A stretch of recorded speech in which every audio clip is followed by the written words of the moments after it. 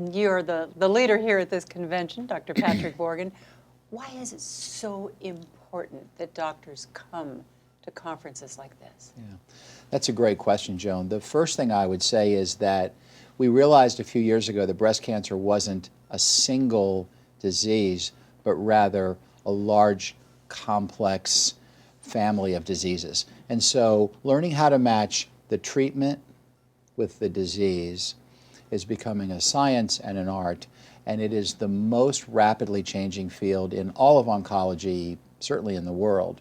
And so our doctors are coming to visit us to learn about how to stay current. What's the newest? What's the latest data? What do the trials show? What drugs are out there that I can use in my patients? And that's really what this is about. And it's mind-boggling to be down there on the floor and see all of the new technology.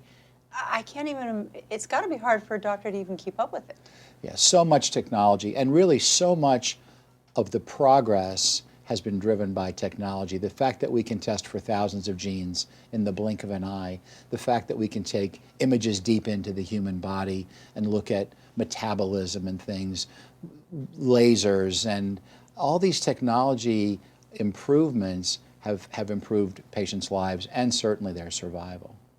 It's tough, though. I mean, you know, a woman goes, for about 2 weeks, you're given to make amazing decisions that involve saving your life.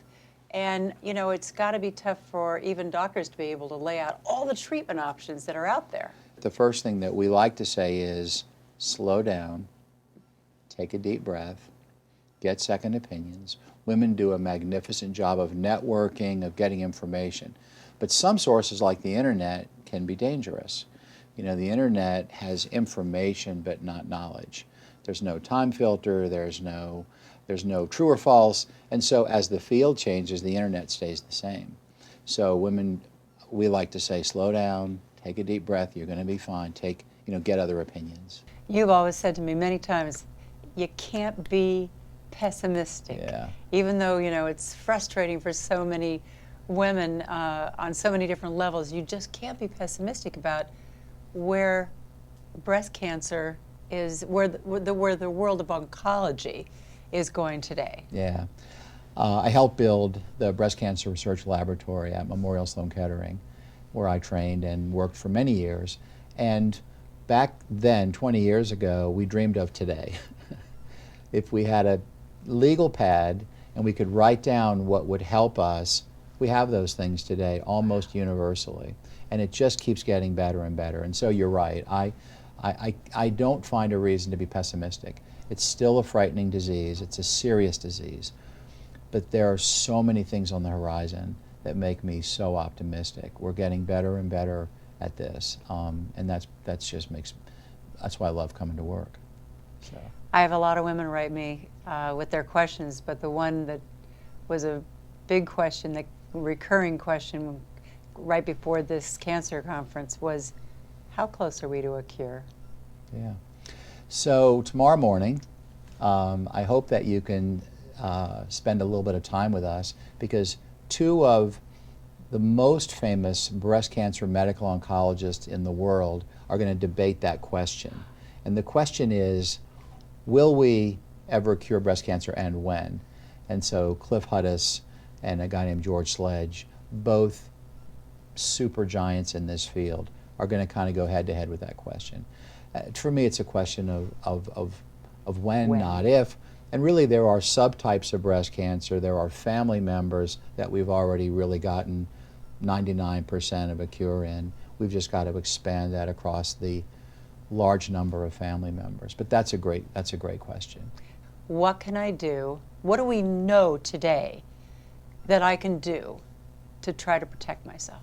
Well, it's a very sensitive question, because there are things that are associated with a reduced risk, a better prognosis. Low-fat diets are the one that get the most press. But it would be incorrect to assume that if a woman is doing that and then breaks the diet, that she's causing herself risk. I worry about laying too much of the responsibility at the feet of my patients. It's a fact that fat reduction works, being very, very thin helps, but not all of my patients can be. And so I think we've got to help people work towards these goals without laying too much of the pressure, at their feet.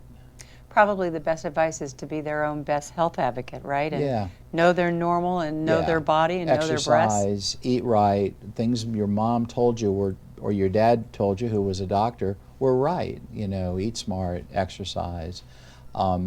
That's important. Now, will there be preventative medications? 100% yes. Will these vaccines be ready for prime time? 100% yes. So there are some things on the horizon that will be better. None of us want to build the prevention of breast cancer on risk-reducing mastectomy. And while I totally respect women who've made that choice, and I've done hundreds myself, no one wants that to be the future of breast cancer prevention. Where do you think Eastern medicine plays a role in helping Western medicine to be better? So I'm a big fan of Eastern medicine. I believe in my heart that there's a reason that these things have been around for 2,000 or 3,000 years. Medical oncology, as we know it, was born at the end of World War II. And so we've got 50, 60, maybe 70 years worth of experience. And we've done some good trials and we've been smart about keeping track. But these Eastern remedies are 2,000 years old, 3,000 years old. And so we need to learn more about them. We need to understand what they do, how they work. But to put them aside and scoff at them because they haven't been, held to the double placebo randomized trial would be naive. And so what I hope we're working towards is the best of the East and the best of the West. And that's how we practice in Brooklyn. And we really embrace both. And frankly, having done this for a long time, they work. And making someone's immune system stronger, making someone healthier, helping someone's lymphatic flow in their body is an amazing boon to their overall prognosis. It just is. And to cutting down your risk for reoccurrence? Yeah, no question. No question. Most of our best drugs come from plants. Digitalis, Taxol. There's a long list of drugs that come from plants. Well, these are all plant-based remedies from China.